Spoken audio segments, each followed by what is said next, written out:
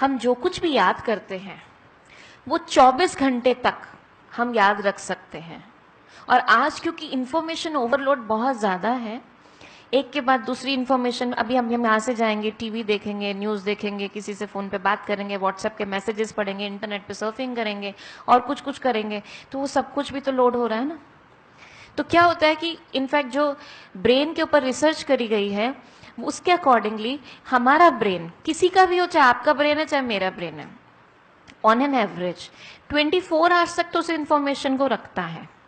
उसके बाद हमारी फर्स्ट फॉरगेटिंग साइकिल शुरू हो जाती है, हम भूलना शुरू हो जाते हैं। तो पहला रिवीजन कब होना चाहिए? विद इन 24 आवर्स होना चाहिए।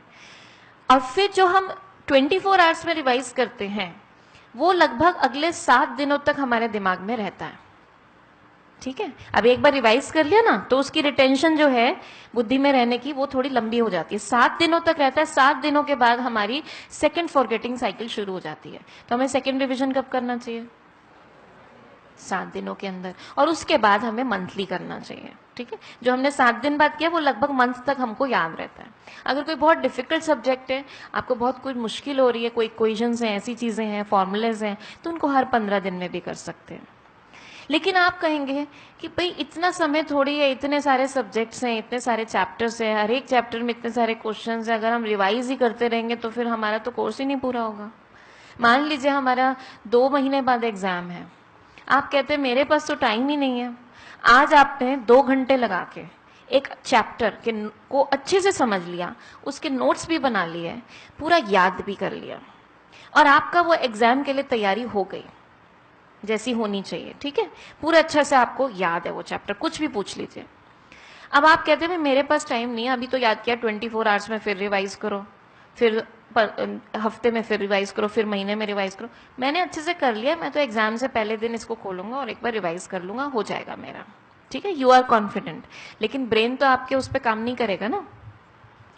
24 आवर्स में आपने रिवीजन नहीं किया। अब चलो पहले ये बताइए कि रिवीजन करने में कितना टाइम लगेगा। अगर 2 घंटे में आपने फर्स्ट लर्निंग करी है तो फर्स्ट लर्निंग मतलब 120 मिनट्स में आपने करी, 2 घंटे मतलब 120 मिनट्स, तो रिवीजन करने में कितना टाइम लगेगा? 120 मिनट्स लगेंगे।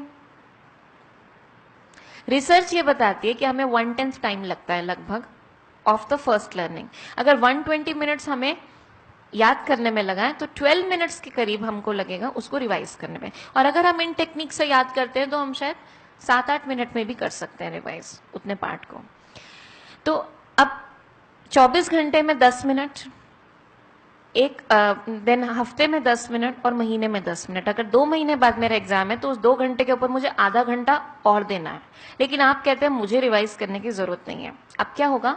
24 घंटे बीत गए, आपने रिवाइज नहीं करा, आपकी पहली फॉरगेटिंग साइकिल शुरू हो गई। ठीक है, 7 दिन बीत गए, आपने तो भी रिवाइज नहीं करा, आपकी सेकेंड फॉरगेटिंग साइकिल भी शुरू हो गई। और महीना हो गया, 30 डेज हैव गॉन, ना आपने मेंटली रिवाइज किया ना उसको एक बार भी देखा। तो अब क्या होगा? अगर आप खोलते हैं कितना याद होगा? 30 डेज से आपने उसको कुछ नहीं देखा तो लगभग आपको बस ऐसा लगेगा पड़ा पड़ा सा है, काफी कुछ भूल जाएंगे। लेकिन आपको अभी भी कॉन्फिडेंस है, मुझे तो सब याद है, एग्जाम से पहले दिन उसको खोल के देख लेंगे। तो अब जब 2 महीने बाद वाला एग्जाम है और उसमें 2 दिन की छुट्टी है और आपके 12 चैप्टर्स आने वाले हैं, उसमें से 10 चैप्टर्स आपने ऐसे कर करके रखे हुए हैं और केवल 2 चैप्टर्स आपको नए याद करने हैं। ठीक है, दिस इज द सिचुएशन। ऐसा ही होता है ना हम जब तैयारी करते हैं तो। अब पहले दिन हम सोचते हैं चलो जो हमने चैप्टर्स रिवाइज करे हुए हैं ना, पहले से याद करे हुए हैं, उनको रिवाइज कर लेते हैं सो डैट मैं टिक टिक टिक टिक 10 चैप्टर तो मेरे कम से कम हो जाए।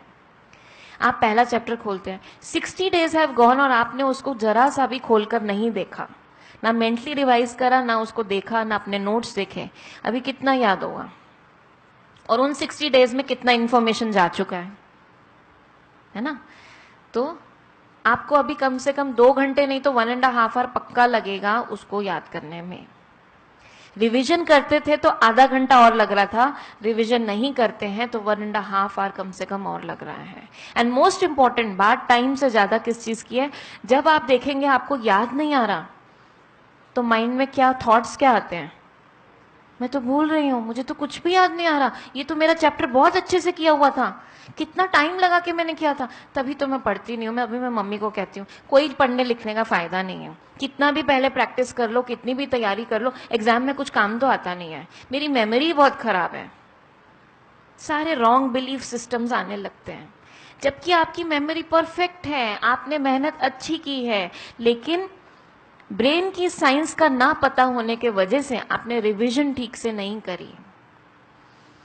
उसमें अगर थोड़ा सा समय दिया होता तो वो सारी मेहनत अब बहुत इजी लग रही होती। अब क्या होता है, दूसरा चैप्टर खोला वो भी याद नहीं, तीसरा खोला वो भी याद नहीं, स्ट्रेस बढ़ता जा रहा है, टेंशन बढ़ रही है, मेरे से तो कुछ होगा ही नहीं, कल का पेपर तो गया मेरा, मैं तो फेल, मुझसे कुछ नहीं होगा। अभी देखिए, अब वो 1.5 आवर क्या लगेगा, वो जो 2 चैप्टर्स रह गए थे फ्रेश जो करने थे, क्या आपका स्टेट ऑफ माइंड अब ऐसा है अब आप कुछ नया सीख सकते हो? पेट में कुछ कुछ होने लगेगा, मम्मी छुट्टी कर लूं मैं, मुझसे नहीं हो रहा, पता नहीं, तो मम्मी कहेंगी सारा साल तो तूने इतनी अच्छे से पढ़ाई करी, तू तो मेरे से कहती थी मम्मी ऑलमोस्ट सारा कोर्स हो गया। अभी क्या हुआ? होता है ना ये हमारे साथ। और फिर हमें समझ ही नहीं आता कि क्या मेरी मेहनत में कमी है। पेरेंट्स भी कहते हैं पता नहीं बच्चे पढ़ते तो सारे टाइम रहते हैं, रिजल्ट नहीं आता उनका। तो इसको फॉलो करना है।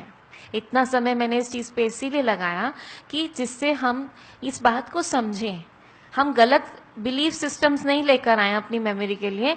आप बहुत मेहनती बच्चे हैं और बहुत अच्छे से पढ़ाई करते हैं, उसी के अंदर अगर ये रिवीजन प्लान 24 घंटे में एक बार, ज़्यादा समय नहीं लगेगा। और रिवीजन करने का टाइम कौन सा सबसे अच्छा होता है? रात को सोने से पहले। अगर सारा दिन जो आपने पढ़ा है, सोने से मान लीजिए आप 10 बजे सोते हैं, तो 9 से 10 का जो टाइम है वो मेरा रिवीजन टाइम हो। क्यों?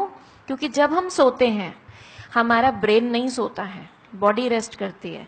ब्रेन का वो सारे दिन में जो इंफॉर्मेशन लिया उसका वो रीऑर्गेनाइजेशन टाइम होता है। तो जो आप लास्ट में इंफॉर्मेशन लोगे, ब्रेन स्पेशली उस इंफॉर्मेशन को ज्यादा अच्छे से रीऑर्गेनाइज करेगा, सेटल करेगा आपके ब्रेन में, मेमोरी बैंक में।